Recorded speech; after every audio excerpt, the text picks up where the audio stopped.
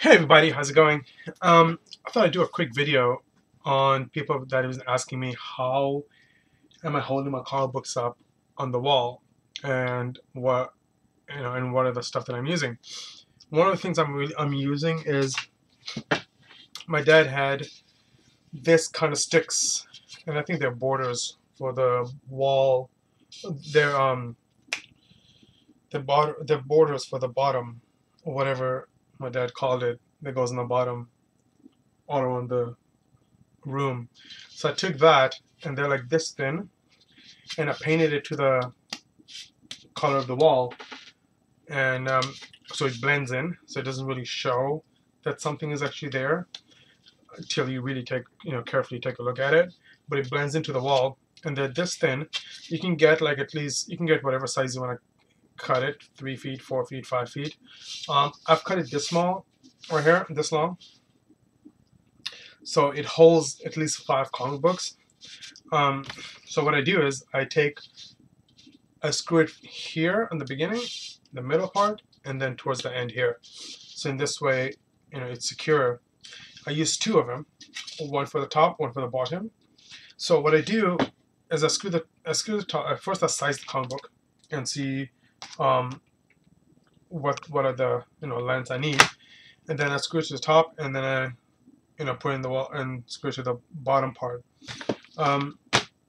So what I do is, so this, let's say it's in the wall like right now like this. So what I do, I just slide the comic book in here, and then so once it slides in, then of course you have the bottom one as a support right here. So it'll be something like this. You're gonna see something like this. Okay.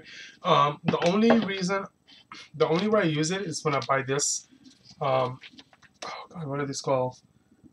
Something sleeves. It's not bloody coming to me, but these are the sleeves that I use it for. So in this way, when I put them in, it doesn't hurt the comic book in any way. I don't have to tack it or anything like that. So I just give a little bit space, like this much, just this much space. So in this way, it gives you that thing where you can just pull the comic book up and just slide it out, and then slide it back in, and just slowly a little bit goes down like this. So you have enough gap to always switch out whatever comic books you want to switch out. And so being this size, it holds 5 comic books across, and in the wall you can actually put like 1, 2, 3, 4. It takes 5 rows. In my wall, it takes 5 rows. So I can put 5 rows, top to bottom. Actually 6 if I do top to bottom, and if I take the shelves out. But so I use these. So in this way, it's less holes in the wall. I don't put a bloody tack up every time to hold those things up and accidentally damage the comic book. And depends how the force is put in. And again, it's lesser holes. It looks a lot neater, and the presentation a lot better that way.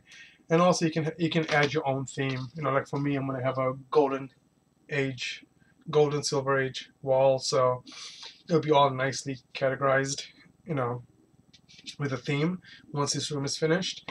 And also, which I figured out, if you're an action figure and if you're into action figures, this thing works great with action figures.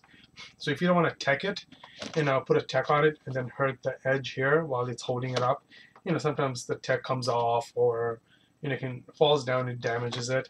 So what you can do is also use it for comic books. I mean, action figures too, and they're tall as comic books too. So all you do is, again, slide it in, and there you go.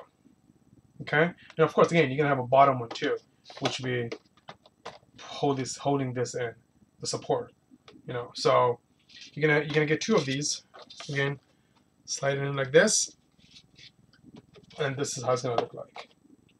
So in this way, again, it protects your action figure. Nothing will be damaged on the side or anything like that. It's not gonna fall down in the middle of the night and all that kind of crap. So again, it works great. Less holes. It looks neat. The presentation is great, and your wall will look great. But for me, this is what I use. I find it easy. Again, neater, and paint it against. And I'm gonna change my paint color again to something else. But for right now, it's blue, and you just paint it in. It blends in because The one over there, as you can see, it's done, and you can't really see it till you really like stick your eye in there and look at it. But it's nicely done. Again, it doesn't hurt the comic book or the action figure. So that's what I use to hold up the comic books. And it's and the single comic books here. I buy these from Target. This little picture fasteners, or whatever you want to call it. These things, and I have. Here you go. I have this kind of hardcovers for some of my comic books that I really like and enjoy, or have a rare cover or something, or variant covers. And what I do, I just, you know, again, I don't use a lot of these, so, you know, so this is how it's gonna. As the cool thing is, you just screw it into your wall, and it just clamps in. So put one on the top, one on the bottom. Now, you're probably saying, you know, well, you have books tacked on your wall right now, but my wall is not finished yet, so I'm just trying to do a layout of how it's going to be, or how does it look, or what I'm going to change. And once it's done, I'm probably going to repaint it, redo the whole wall, fill all the holes, and then, you know, set them up the way I need to set them up, and however it looks good, and whatever theme I need, because it's going to be Superman theme, Batman theme, and then I don't know what that side of the wall is going to be yet, so I'm still deciding. So once it's done, then I'm going to cut more of this up, of the sticks, and then it's going to be all over this wall, so it'll be nicely be finished. And hopefully I'll be done by the room end of November, I'm hoping, so I can do a tour. And I also have another room upstairs that's only toys. And so yeah, so that's what I do for my my comics that I started doing. And I also have shelves, of course, on the top that I use for you know, box figures that I have. And I also use that, and yeah, that's it. And then for my comic book storage, I know somebody asked me this, I don't know who it was. I have bought a lot of these boxes here, the comic drawers. Now I have long ones and short ones. The only time I use the short ones is when I am when I have a series that's totally completed. And I'm not gonna, you know, like volume 1 of, let's just say volume 1 of Swamp Thing, and there's 60 issues, you know, then I'm just gonna give Swamp Thing his own box. So it'd just be 60 issues in here. It'd be Swamp Thing volume 1, you know, or if I use it for like just for variant covers in here, CGCs in here.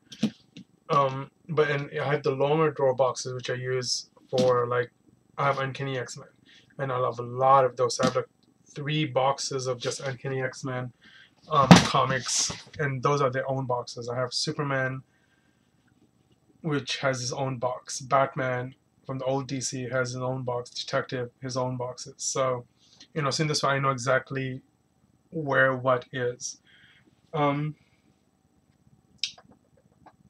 I have a box, small boxes for like IDW, Dark Horse, Boom. So if I know I'm gonna collect like 2 titles from, let's say, IDW, then it's gonna get a small box, because I don't know how long I'm gonna keep collecting it till I stop, or until it gets canceled, or till it stops.